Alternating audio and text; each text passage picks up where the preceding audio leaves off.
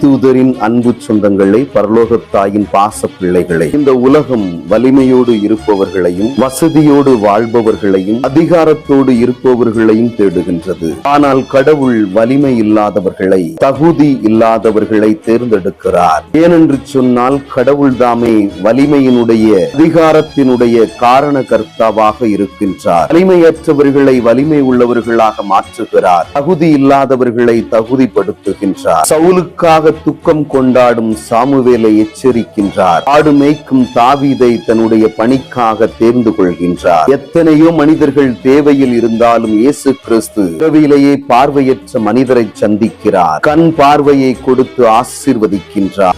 இல்லாத தகுதி இல்லாத இந்த பார்வையற்றவர் இயேசுவை ஒரு மனிதனாக, இறைவாக்கினராக, ஆண்டவராக கண்டுகொள்கிறார். அதிகாரம் கொண்டிருந்த பரிசேயர்கள் ஆன்மீக குருடர்களாக மாறிவிடுகின்றார்கள். நாமும் நமது பார்வையை மாற்றுவோம். இறை வல்லமை நம்மை வழி நடத்தட்டும். ஆமென்.